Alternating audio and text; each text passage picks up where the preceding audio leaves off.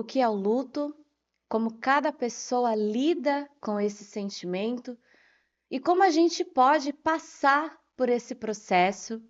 É o que a gente vai entender e conversar hoje no nosso episódio do Paulus Cast com o padre Tom Viana, ele que é sacerdote paulino e tem um projeto muito interessante sobre esse processo que todos nós, né, passamos ou passaremos, mas que é tão difícil de compreender. Padre Tom, muito obrigada pela sua presença, seja muito bem-vindo ao Paulus Cast. Obrigado a você, Jennifer. É uma honra estar aqui e poder falar também desse projeto que eu venho desenvolvendo há algum tempo e que eu tenho um respeito e um carinho muito especial. Porque, de fato, viver o luto não é fácil. Embora nós saibamos que em algum momento da nossa vida nós teremos que enfrentá-lo, Sim, quando nós nos deparamos diante dele, é sempre muito difícil. Nós sim, vivemos numa sociedade que não nos prepara para a morte. E, ao mesmo tempo, nós precisamos falar sobre ela, sobre esse processo. O luto é um processo de ajustamento emocional, sim, mas também físico, espiritual, afetivo. E ele começa a partir do momento em que um vínculo é rompido. Claro que quando a gente pensa em luto no primeiro momento, nós atribuímos a morte de uma pessoa física, sim, mas luto vai muito além disso. O luto pode acontecer quando nós nos aposentamos, por exemplo, sim, mudamos de cidade, terminamos um relacionamento. Então, tudo aquilo que envolve uma separação, um rompimento, sim, causa em nós um recomeço. E a forma como você vai lidar com isso é a forma como você também já lidou durante a sua vida. Por isso eu gosto também de pensar que o luto é uma narrativa. sim, Num primeiro momento, parece que ele tem um fim para começar algo novo, mas não, porque na verdade você não pode olhar a sua vida a partir de um momento em que você tenha que recomeçar tudo de novo, sim, porque você precisa considerar o que você já viveu. Quando você inicia um processo de luto, significa que você está olhando para a história vivida com essa pessoa que partiu. sim. Então, você precisa agora olhar como é que você vai lidar com isso, com essa nova história que precisará ser contada, só que agora por você. Exato. E padre, o senhor tem, né, esse projeto, Um Tom no Luto, mas antes, né, da gente chegar a esse projeto, do senhor explicar esse projeto, eu queria que o senhor se apresentasse para quem nos acompanha e também já falasse, né, assim, o que é esse projeto, como surge Um Tom no Luto, né, que é essa iniciativa que o senhor abraçou e que agora tem como missão. Como Padre Paulino, nós evangelizamos por meio da comunicação. Sim, E o nosso fundador, o Padre Tiago Berioni, ele sempre pensava: é preciso propor pensamentos que contribuam para o desenvolvimento da nossa sociedade, gerar sim, conteúdos que faça com que a gente olhe para a vida com mais amor, com mais dignidade, com mais respeito. E na qualidade de sacerdote, nós lidamos com a morte praticamente o tempo todo, sim, porque nós acompanhamos as pessoas no seu processo de finalização, ou mesmo diante das celebrações das exéquias, né, acompanhando as pessoas nesse momento. Mas eu falo muito tranquilamente aqui para você, para quem está nos assistindo. Esse projeto nasceu quando eu experimentei também a morte. Nasceu quando a minha mãe fez a passagem. E naquele momento eu não estava lá na qualidade só de sacerdote, sim. mas foi uma dor doída, porque eu fiz a encomendação da minha mãe. Nossa, Então, naquele momento, ao acessar essa dor, eu passei a compreender um outro lugar, porque aí não era só mais uma celebração das exéquias, era também um ser humano diante de uma dor doída, como é quando você se separa de alguém que você ama muito. Porque a grande verdade é, quando você ama muito alguém e esse alguém vai embora, uma parte de você vai também. sim, E você nunca mais vai ser a mesma pessoa. Só que esse olhar ressignificado e transformado, ele leva tempo. sim, Porque você se depara com uma dor tão profunda E essa dor, num primeiro momento, ela é muito difícil de ser assumida e assimilada também, porque o tempo para um enlutado, ele é muito diferente. Sim, A vida lá fora transcorre de um outro jeito.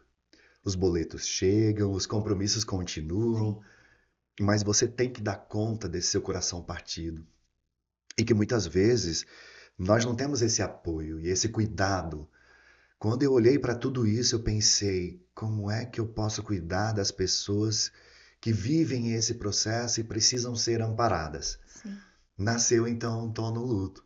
E eu fiz essa brincadeira de colocar um pouco do meu nome, Sim, porque a grande verdade é, como nós temos um pouco de dificuldade de falar desse tema, até para poder iniciar uma conversa, você precisa ter muito cuidado. exato. Abordar o tema da morte numa sociedade que não fala da morte, porque curiosamente falar da morte é falar de fracasso. Sim, E nós vivemos num tempo em que é muito difícil você mostrar as suas vulnerabilidades. Quando você vai para as redes sociais, por exemplo, você tem um exemplo sim. claro disso. Dificilmente você vai mostrar as suas fraquezas, as suas Que não dá tristezas. certo, né? Então, quando eu pensei nesse projeto, eu pensei, vamos trazer contribuições, reflexões, um pensamento, que também, na verdade, nesse projeto, eu falo bastante da vida. Curiosamente, hoje eu entendo, não dá para você falar da morte sem você falar da vida. Sim, E aprender também a olhar com mais respeito para a vida que você vive. Porque quando você fala da morte e de alguém que partiu, você retoma a história vivida com ela. hum, E retoma também a qualidade da vida vivida nessa história. E isso eu acho muito interessante, porque uma coisa leva a outra. sim, O Colin Parks, ele tem uma frase que eu gosto muito, que ele diz assim: o outro lado do luto é o amor. Então, essa dor sim. doída que você vive, na verdade, só está doendo muito porque você amou muito. Então, você olha para a história que você viveu com essa pessoa. E aí você se descobre num lugar bem, bem delicado. É como se você estivesse entrando numa floresta, bem escura à noite, e a sensação de abandono, de solidão e de você estar sozinho é bem pesado. Então você precisa respirar, encontrar um lugar onde você se sinta respeitado, acolhido na sua dor. A dor, na verdade, ela não é para ser arrancada. A dor é para ser acolhida. Sim. Então, olhar para esse lugar onde você está vivendo uma dor tão doída, com respeito, e você se sentir acolhido nesse momento, sabendo que você não está sozinho. Eu diria, esse é um pouco daquilo que eu tento fazer nesse projeto. E aí eu comecei produzindo esses conteúdos. Eu tenho uma página no Instagram, que é Um Tom no Luto, né? Sim, já vale muito a pena conferir, que é muito interessante. E eu venho a cada semana estudando. Eu fui fazer uma especialização, na verdade, um curso livre de tanatologia. Atualmente eu moro em Fortaleza, no Ceará. Então fiz também alguns cursos por lá na UFC e comecei a me aprofundar cada vez mais nesses temas. E eu, claro, fui para quem está produzindo. Uhum. Eu diria para você que um dos primeiros autoras, na verdade, que eu conheci foi a doutora Elizabeth Ross, a Kubler-Ross, que foi durante muito tempo, assim, ela é considerada, na verdade, uma das pioneiras para trabalhar com esse tema. Num primeiro momento, ela trabalhava com cuidados paliativos, Sim, acompanhando as pessoas até o seu último processo, suspiro, né, né? de despedida dessa vida. Depois ela descobriu que quem ficava também precisava ser cuidado. Quando eu conheci o trabalho da doutora Elizabeth Rosa, eu pensei, nossa, quanta coisa precisa ser vista aí. E aí fui vendo outros autores e eu estou sempre hoje estudando, lendo, tenho me dedicado bastante a esse projeto. É uma pesquisa que não acaba. E o senhor falava, né, da questão que assim, a vida continua, né? A gente escuta muito isso. Acho que em algum momento a gente cometeu, não sei se o erro, aí o senhor pode me corrigir se eu estiver errada, de falar assim, mas a vida continua, você precisa reagir. Às vezes, a gente, como sociedade, cobra que a pessoa enlutada reaja mais rápido, né? Mas acho que o luto tem alguns processos e esses processos precisam ser respeitados, né, padre? Sim, eu diria que esse é um dos grandes erros que nós, enquanto sociedade, hoje fazemos com o enlutado. Uhum. Porque nós nos colocamos diante dele para tentar amenizar o sofrimento. Mas dor é diferente de sofrimento. Dor é uma resposta, uma reação Sim. natural, uma perda que você sofreu e está doendo. O sofrimento ele pode ser amenizado à medida em que você ajuda essa pessoa a enfrentar esse processo. Sim. E na maior parte das vezes, Jennifer, é apenas dizer assim: eu estou aqui com você nesse momento. Eu dou dicas de como ajudar um enlutado dizendo assim: pergunte primeiro.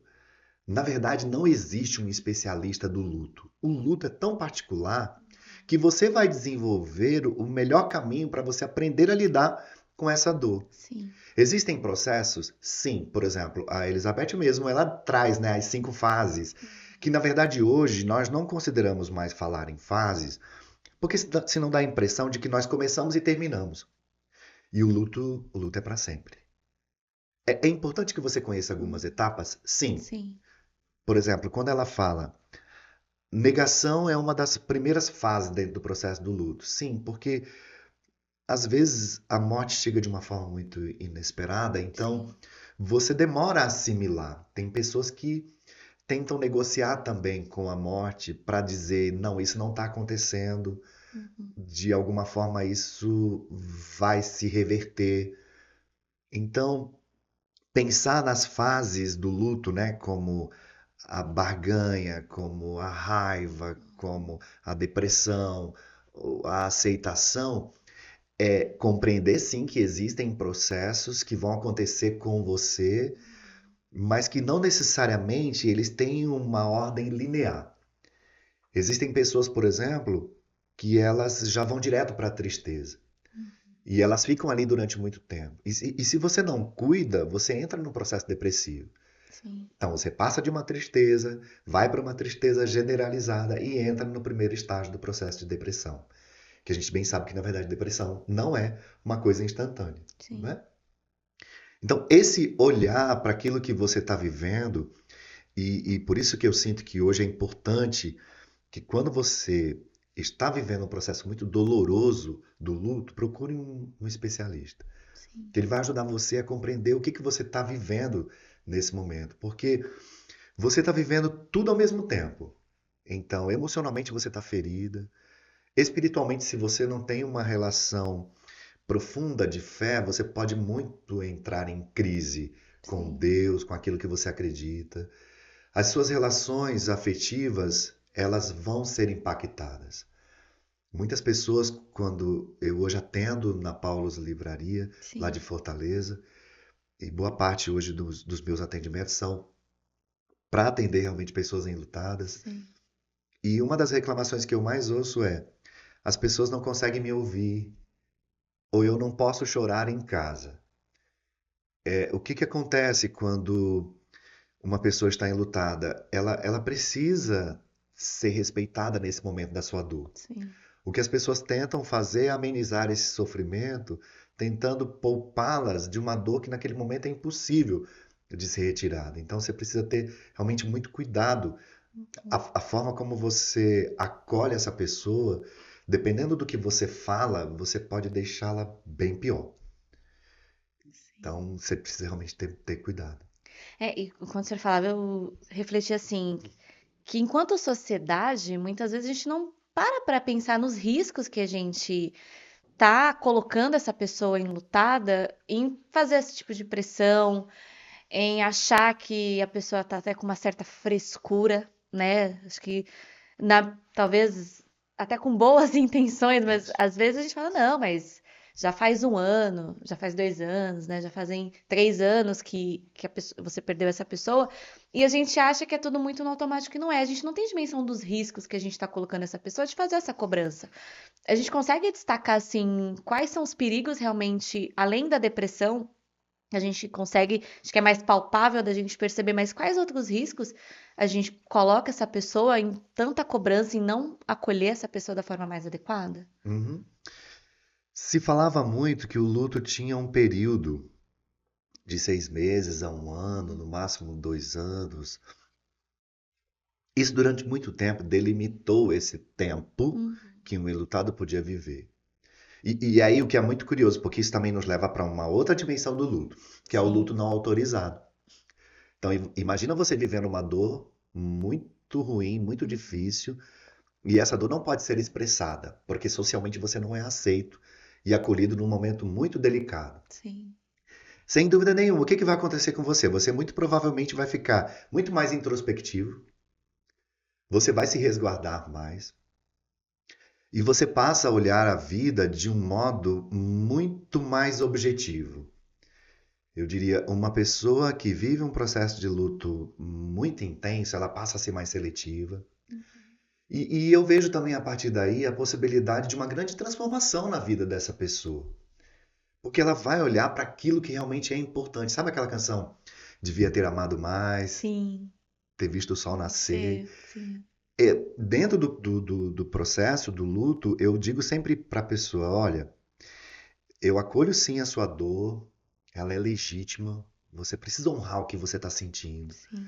Entretanto, olhe também tudo aquilo que você viveu junto com essa pessoa. Até para que você continue honrando a história dela e você guarde de fato essas memórias num lugar muito especial, que é o seu coração. E aí você ressignifica de novo a sua vida para você olhar o que você pode fazer daqui para frente. Porque é muito curioso, o que o luto faz no primeiro momento? Ele tira o seu passado e o seu presente. Sim. E ele vai mexer no seu futuro. Só que o seu futuro você pode redimensionar olhando para o passado. Por isso que eu gosto de pensar que o luto é uma narrativa. Ou seja, você passou a construir essa história desde o momento em que você houve o rompimento, mas esse rompimento ele é físico. Ele não é espiritual, ele não é afetivo, né? Pode não ser, sim, se você não construiu isso antes. Então, por isso que muitas pessoas ficam em crise com a religião, com Deus, Sim. ficam mais seletivas em relação ao próprio cuidado que ela imaginava receber. O luto faz coisas muito curiosas, assim, de pessoas que você imaginava que você pudesse contar, provavelmente vai desaparecer. Mas sabe o que eu acho de muito curioso? Outras pessoas vão entrar também. Mas tem um estudo, a Megan Devine, que é uma autora que eu leio também, ela, enfim, tem um trabalho muito interessante sobre o luto, e ela diz assim: nós fomos criados para compaixão. O que que acontece quando eu me aproximo de você e percebo que você está na dor? Eu acesso a minha dor também. Sim. Só que se eu não trabalho essa minha dor antes, quando eu me aproximo de você, eu começo a perceber o tamanho da sua dor e eu não dou conta. Então eu me afasto. Mas não é que eu estou Te me abandonando. afastando, te abandonando no momento em que você mais precisava. Na verdade, não é que eu não estou dando conta de você, eu não estou dando conta de mim. Então, por isso que o processo ele é muito delicado. Mas você, que já está na dor, se não tem essa compreensão, pensa: nossa, no momento em que eu mais precisava de você, você me abandonou. Sim. Entende? Então, esse olhar para esse processo que você está vivendo de ajuste não é fácil. No primeiro momento, você precisa de ajuda. E acho que o senhor falava da questão das dúvidas que surgem, né? A gente se pergunta por que comigo, né? Acho que, principalmente quando é esse rompimento repentino, acho que a gente se pergunta por que comigo? Porque Deus permitiu que isso acontecesse. E acho que o senhor, como sacerdote, o senhor falava no começo, né? Que o senhor teve que acessar esse rompimento como sacerdote. Como que é, assim, falar de fé para essas pessoas? Como que a gente pode falar de fé e de esperança num momento como esse? Num primeiro momento, você precisa só acolher. Eu sinto que essa foi a grande mudança também no meu trabalho como sacerdote. E eu tive também a oportunidade de conversar com alguns profissionais que me ajudaram a construir esse projeto, e eles até me alertaram assim: embora você seja padre, mas abra espaço para outras religiões também, e outras pessoas que não professam uma fé que não é a sua, porque você pode fazer um diferencial muito grande ao acolher e trazer empatia. Uhum. E aí você precisa compreender o verdadeiro significado da palavra empatia, que eu sinto que a gente hoje deturpou muito. Sim, De- Empatia não é você se colocar no lugar do outro. Porque para eu me colocar no seu lugar, você tem que sair daí. sim. Empatia é, sobretudo, eu me conectar com você. Exato. Então, quando eu me aproximo da sua dor, pode ser que a coisa mais legal que eu possa fazer por você é estar ao seu lado. No máximo, colocar a mão no seu ombro, se você permitir. Uhum. Então, esse cuidado amoroso, eu diria que é a primeira coisa. Claro que quando você fala com uma pessoa que tem fé, é mais fácil você trabalhar. Uhum. Porque, por exemplo, nós temos as celebrações. Onde eu estou, que é Fortaleza nesse momento, eu acho muito legal o que eles fazem lá. Lá não se tem só a missa de sétimo dia, tem a missa de 30º dia, a cada 2 meses, 3, durante um ano.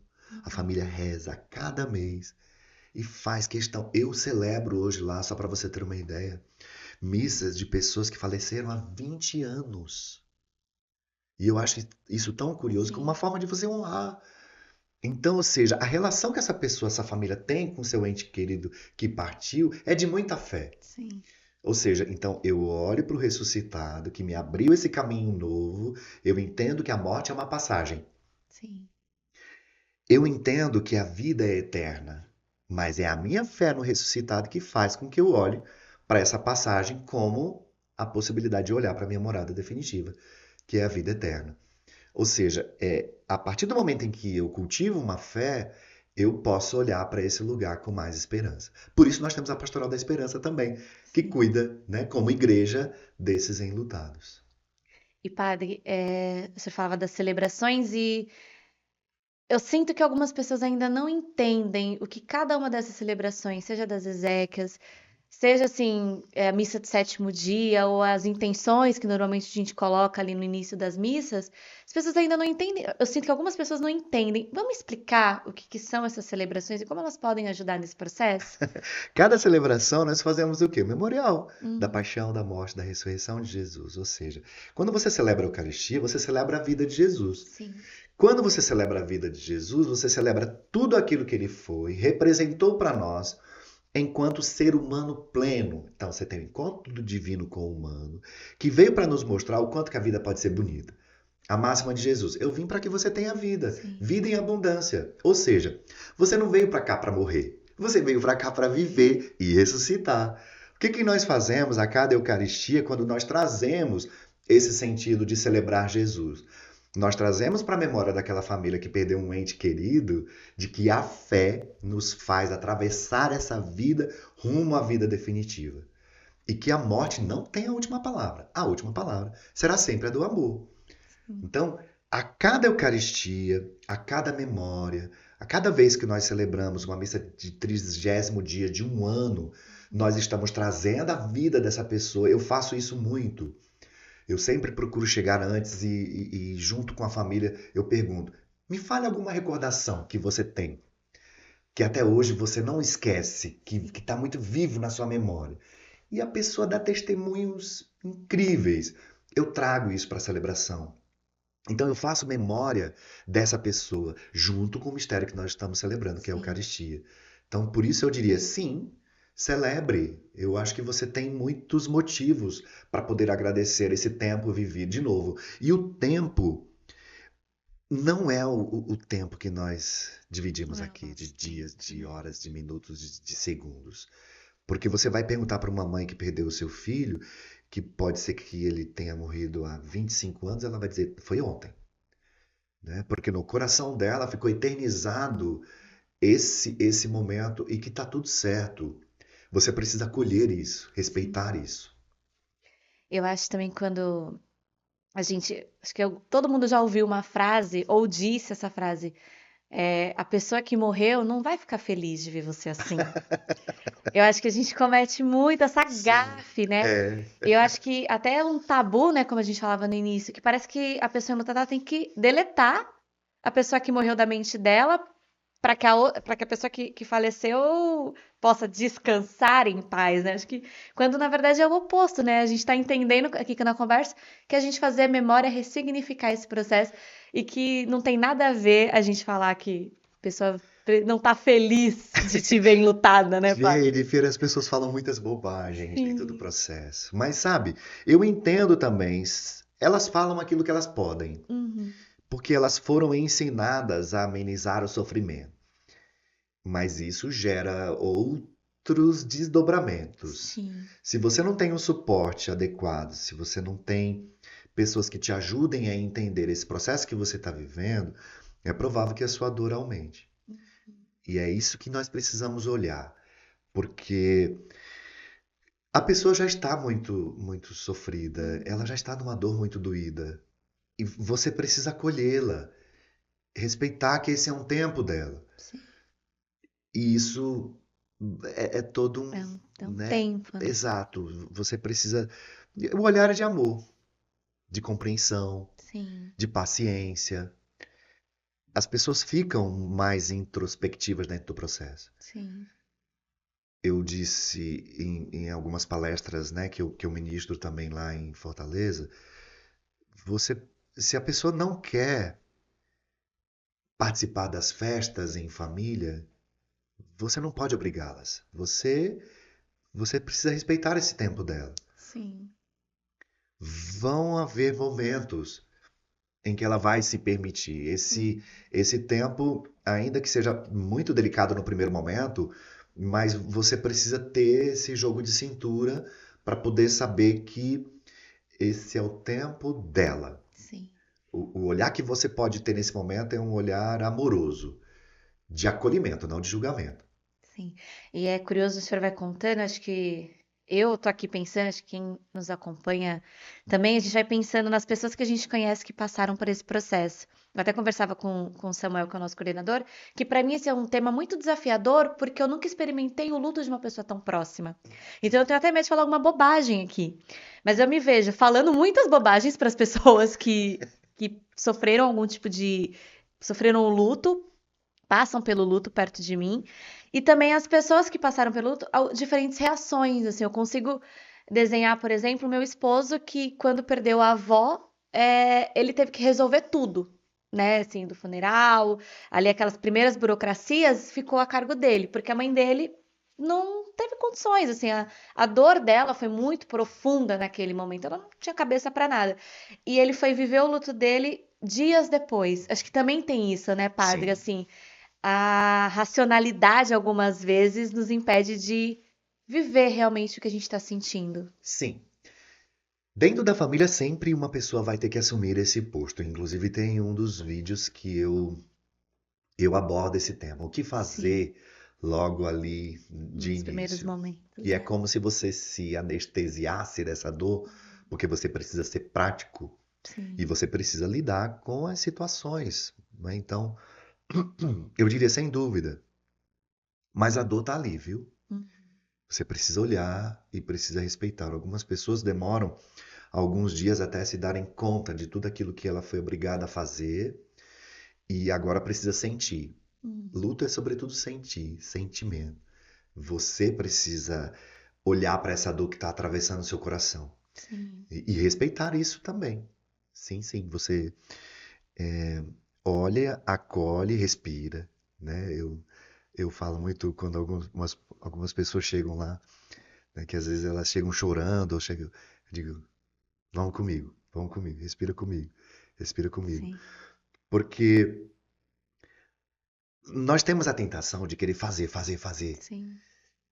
E o que o luto nos pede e essa situação toda, que é tudo muito delicado e ao mesmo Uhum. tempo complexo, porque você precisa ser prático, mas você precisa sentir, você precisa dar atenção para as pessoas que chegam, pessoas sentem mais, outras menos, mas todas sentem. Ou melhor, não diria nem sentir mais ou menos, se expressam mais ou se Sim. expressam menos.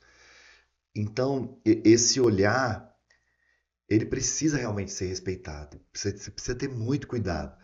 Mas olha, não se preocupe quando você diz, ai, será que eu estou falando muita bobagem? Sim. Eu acho que essa é uma característica do nosso tempo, nós não Sim. falamos sobre isso. Sim. Pelo menos onde eu tô, é muito assim, ai, nós vamos falar sobre morte? Bate na madeira. Bate na madeira, isola que eu não quero falar sobre isso. Mas não é falar sobre a morte, é falar sobre a Sim. vida. Porque quando você fala sobre a vida, você busca de fato sentido para aquilo que você precisa fazer. Aí sim, Hum, essa compreensão de como é que você está vivendo a sua vida e com respeito, com dignidade, com alegria, com amor, com intensidade, eu diria que é muito, muito legal. Eu li recentemente O Sentido da Vida do Conrado Caligares, que é maravilhoso, né? sim. Quando aquela repórter faz a pergunta para ele, e afinal, qual que é o sentido da vida? Ele diz, viver uma vida interessante. Aí ela diz, nossa, eu pensava que fosse para ser feliz. Ele, não, você não tem obrigação de ser feliz. Você tem obrigação de viver. Sim. E aí eu pensei, caramba, é tão simples que a gente não consegue entender isso. E aí ele traz um pensamento que eu achei muito legal e curioso também ao mesmo tempo do nosso tempo, que é, nós estamos vivendo a era dos selfies, Sim. porque nós precisamos de likes, e estamos nos esquecendo de que, na verdade, nós não vivemos de registros, nós vivemos de memórias. Sim. Para você viver as memórias, você precisa experimentar. Sentir, você só vai guardar e eternizar no seu coração como memória aquilo que você sentiu, experimentou. Não adianta você fazer registros se você não viveu aquilo em profundidade. Não é aquilo que você vai guardar. E aí isso nos remete muito às nossas memórias afetivas. Sim. Hoje, por exemplo, Jennifer, quando eu vejo assim um bolo com café da fresquinho assim servido no final da tarde, na hora eu vi a memória da minha mãe. E olha só que interessante essa coisa do que realmente você guarda. É o cheiro, é o Sim. toque, é a voz, é o abraço. Esses sentimentos, essas experiências, que no primeiro momento não tem como você quantificar, você não mensura a quantidade de vezes que você sentiu o cheiro da comida da sua mãe. Mas você guarda, Sim. porque você viveu. Então, olhar para o sentido da vida é fazer com que a vida é tão boa, Jennifer, para você ficar perdendo tempo Tempo. com ciúmes, com inveja, com competição, com disputa, Sim. né? De você ficar tentando provar para os outros algo que você já é, na verdade. Sim. Eu acho que esse processo de autoconhecimento, de descoberta, de ser quem você é o grande desafio de você ser o humano lindo que você é. E Sim. nisso nós temos quem? Jesus para nos mostrar. Com Então, certeza. Jesus, quando se torna um humano, ele veio para mostrar: você é lindo. Então, olhar para essa sua humanidade que está sendo construída a cada dia, Sim. e você vai integrando suas luzes, suas sombras, que é um processo, Exato. né? Em alguns dias mais, outros menos, mas a vida é muito boa para ser desperdiçada. Exato. E é curioso também pensar, e de novo, né, vem memórias de pessoas que passaram assim por esses processos. Eu lembro que o meu pai, ele não chorava. Meu pai era uma pessoa assim, eu tinha visto meu pai chorar quando meu avô faleceu, mas eu era muito pequena, então eu tenho a memória assim dele recebendo o telefonema, indo viajar para o Pernambuco, porque meu avô morava lá, voltando já a vida continuando Uhum. normalmente. Anos depois, acho que esse ano completou 10 anos, inclusive, ele perde um irmão, o irmão mais próximo, o irmão que cresceu com ele, o irmão que trabalhava com ele, e foi uma morte bem triste, assim, né, bem violenta. E no primeiro momento ele resolveu as coisas, né? Porque ele era o único irmão que estava por aqui, acolheu quem veio de fora. Mas hoje os episódios de choro do meu pai são muito frequentes. A gente até brinca, meu pai ele chora. Uma vez ele chorou por ter que cortar uma árvore. Então, assim, a gente pensa que, nossa, mas por que que tá chorando? E eu já chutei algumas vezes pra minha família. Eu falei, foi depois que o tio morreu. Porque ele não era assim tão emotivo. Meu pai ficou uma pessoa muito emotiva. Eu acho que a gente também tem esses gatilhos, né, Padre, que Temos. vão dando assim nas pessoas. Isso mesmo. Sim, lembre-se. Você passa por um processo de transformação muito radical. Sim, Você não é mais a mesma pessoa.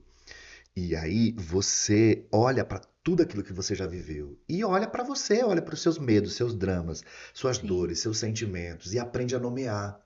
Dentro do processo, hoje trabalhando com essas pessoas, uma das primeiras coisas que eu pergunto quando a pessoa chega para mim é: como você está se sentindo hoje?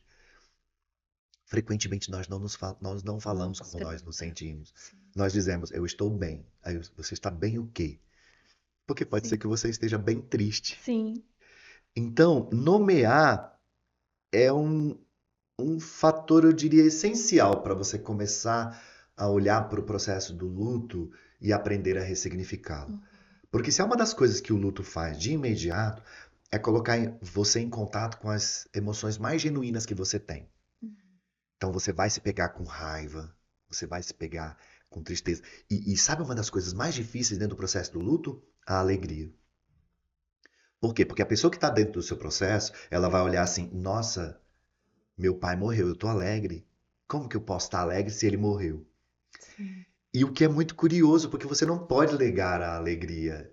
Ela faz parte da sua condição Existe uma espécie de humana. culpa em se sentir feliz naquele momento. Exatamente, e isso é muito sério, porque a culpa ela te arrasta para o passado, e quando você Uhum. fica preso no passado, você não consegue olhar para os aprendizados que ele te proporcionou. Sim, Então, muito cuidado com a forma como você julga o que você sente, porque isso você pode guardar. E aí, olha só, existe uma diferença entre aquilo que é o fato em si e o julgamento da interpretação do sentimento que você eternizou. sim, Quando isso fica preso em você, você demora muito tempo até se dar conta do que você realmente guardou. Porque pode não ser sim. o que você realmente sentiu, mas é uma interpretação do sentimento. Porque naquele dia você não estava bem. Entende? Então, quando você olha para toda essa história que você tá sendo obrigado a ressignificar e a transformar, não dá para você olhar só para um lado. Você olha para tudo aquilo que você não viveu antes também. Aí eu Sim, pego um pouco o exemplo do seu pai. Talvez ele tenha ressignificado todas as vezes em que ele não foi permitido chorar, sim. que é o que a gente chama hoje de luto não autorizado. Tem o John Bowlby, né? Ele trouxe para nós esse termo a partir da década de 90. O quanto que nós, por exemplo, eu de vez em quando recebo pessoas que perderam seu pet, Hum, seu cachorro, seu animal de sim, estimação, por exemplo. Não é um luto reconhecido. As pessoas vão dizer, você está chorando por um cachorro? exato. Como assim, né? Você mudou de cidade, você está sofrendo tanto. São lutos, porque você foi obrigado a romper Sim, com uma relação que você não estava preparada. Então, olhar para esse lugar que agora você está retomando de novo, você precisa ter de um cuidado tempo, de né? isso, ter tempo. Você precisa olhar para isso com acolhimento, com respeito por você. Sim, padre, e como que a igreja, né? Como que o nosso magistério ajuda hoje, né? As pessoas das nossas comunidades, as pessoas do mundo, né? A passarem por esse processo. Nesse acolhimento, por meio da oração, por meio das celebrações eucarísticas, eu diria, quando nós vamos fazer a encomendação, esse é um momento muito importante, porque Sim, você está ali junto da família no momento de despedida. Você reza junto com as pessoas, você vai até o túmulo, você reza ali junto à sepultura, você reza depois junto à missa de sétimo dia ou nas missas subsequentes depois, não sim, é? Então, esse olhar, eu diria, ajuda muito, porque é olhar para a esperança. sim, A esperança que não decepciona é Jesus, com né? certeza. Então, olhar para essa vida que não termina. Eu diria, por meio da pastoral da esperança, que é esse olhar que agora nós estamos cada vez mais conscientes de que é preciso fazer alguma coisa, o meu trabalho, então, ele consiste muito nisso. Eu me confrontei no meu papel de sacerdote a propor algo para que as pessoas não se sentissem tão abandonadas, porque eu sinto que ainda dá para fazer mais coisas do que só a missa de sétimo dia. Sim, Então, esse atendimento que hoje eu faço na livraria, específico para ajudar pessoas dentro do processo do luto, é acompanhá-las nesse lugar que ela está bastante sozinha. E no primeiro momento sem saber o que fazer. Compreender, ajudando essa pessoa a atravessar, sim, mas respeitando a história. Porque cada pessoa que chega lá para mim é uma história. Eu não tenho uma fórmula. sim, Porque elas trazem as suas dores que foram vividas muito a partir daquilo que eles construíram. sim, Os elementos que ela me traz, então sim, eu consigo trabalhar a partir do que ela. Mas o processo ele é muito mais complexo e porque ele é muito individual. Em profundidade, eu só vou conseguir saber se a pessoa realmente se desdobrar sobre esse tema e se permitir acessar a sua dor, que não é fácil, viu? Não é fácil. Colocar a retomar. pessoa em contato com a sua dor. E aí, se você me permite, Jennifer, Claro. quando eu comecei o projeto, foi, na verdade, a partir de uma solicitação de um bispo da Diocese de Itapipoca, que me pediu para colaborar na formação dos agentes das exéquias. E esse projeto me permitiu percorrer toda a Diocese de Itapipoca, lá no Ceará, E ao longo desse projeto, eu ministrei palestra para mais de 1.000 pessoas, mais 1.000 agentes que lidam no dia a dia com as exéquias, porque em muitos lugares o padre não consegue, porque somos poucos. Sim. Então são os agentes que vão lá fazer. E depois desse projeto eu percebi, porque como eu moro em Fortaleza e tem toda a questão de logística e eu não ia Sim. conseguir, então nasceu a página como uma forma de eu continuar a minha comunicação não só com os ministros, mas com os agentes também. Sim.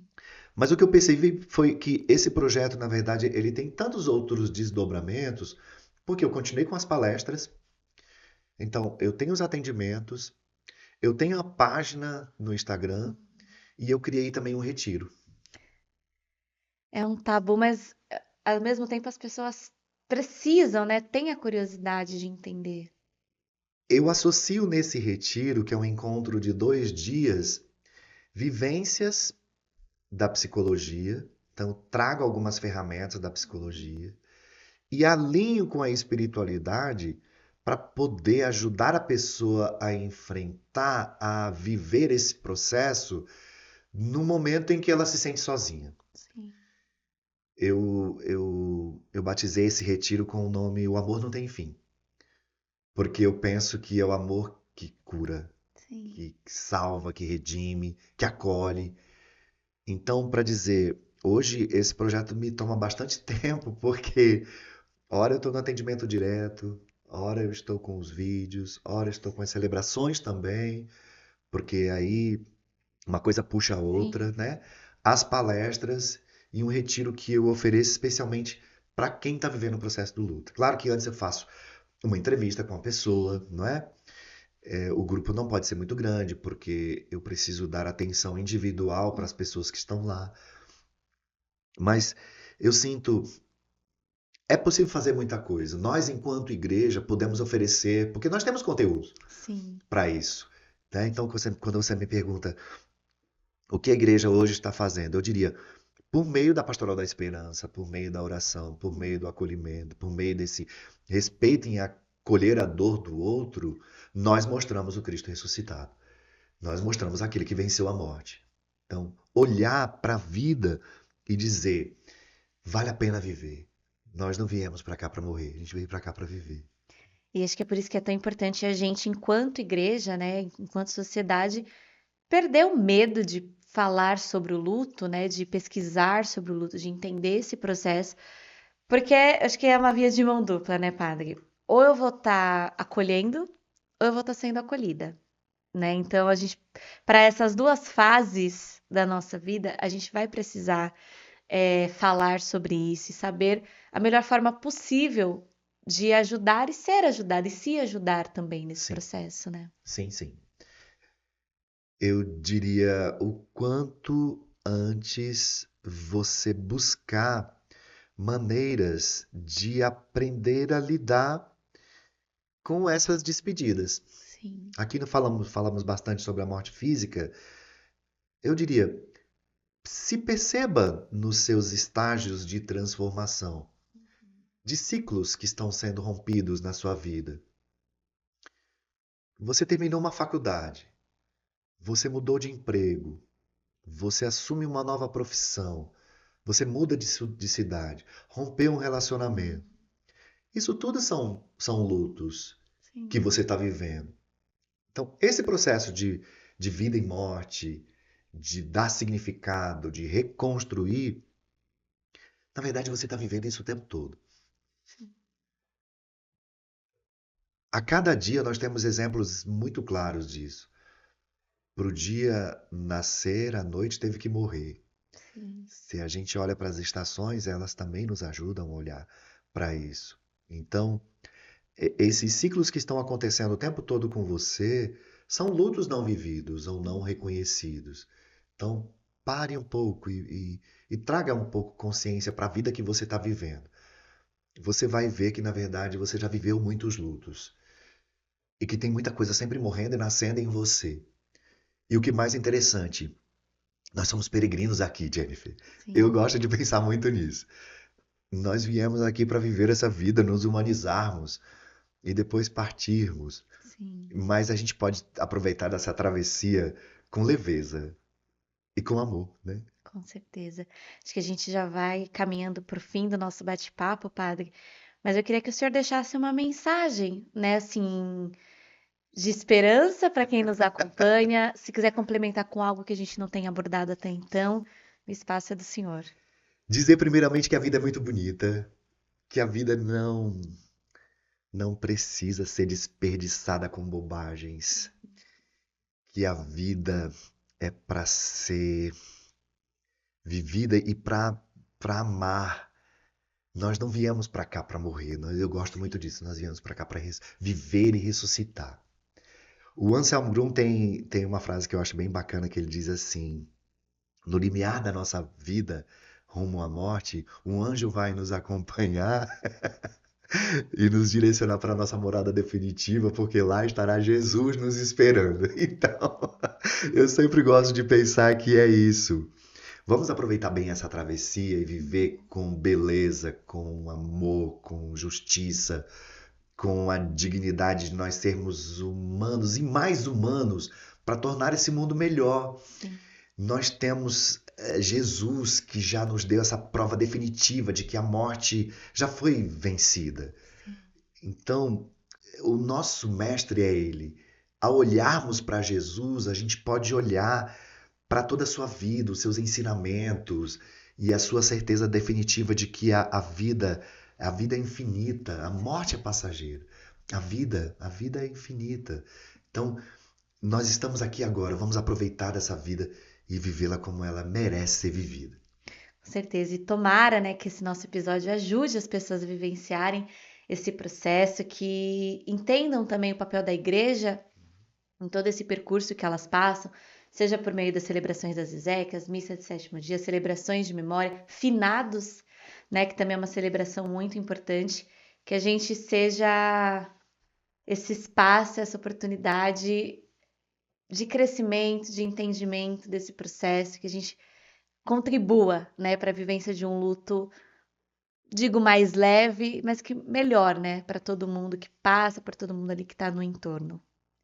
Padre, É então, isso. muito obrigada pela sua Obrigado a presença. você. Que bom que deu certo esse nosso encontro, que a gente tenta marcar há bastante tempo. Acho que a gente precisa marcar outros encontros, que tem muito que a gente conversar ainda. Acho que um episódio é pouco, Muito obrigado. né? Qualquer novidade, o espaço está aberto. Seja sempre muito bem-vindo ao Paulus Muito, muito Cash. obrigado, minha querida Jennifer. Obrigado a todos pela possibilidade de estar aqui, de falar desse projeto que eu venho me dedicando com muito carinho e que eu sinto que é necessário falar. Com certeza. E dizer que quem quiser me acompanhar pode entrar no Instagram, Com um certeza. tom no luto por extenso, e vai ser uma honra receber. Com certeza. E além, né, da página do Padre Tom, Um Tom no Luto, você também pode buscar, né, se aprofundar nesse tema por meio das obras da Paulus Editora. Nosso catálogo possui algumas obras que também, né, tratam desse tema e nos ajudam a entender a dor, né, esse processo. Também as celebrações das exéquias, então, para os agentes, né, para os sacerdotes que realizam essas celebrações. São títulos muito importantes, todos disponíveis na nossa rede de livrarias Paulos pelo Brasil. Pessoal de Fortaleza, conheça a Paulos Livraria de Fortaleza também, lá onde o Padre Tom está. Também nas nossas redes sociais, na loja virtual, você consegue acompanhar todas as nossas novidades. Se você ainda não é inscrito aqui no YouTube, inscreva-se, ative as notificações, fique sempre atento aí às novidades, aos novos episódios do Paulus Cash. Muito obrigada pela sua companhia e até a próxima.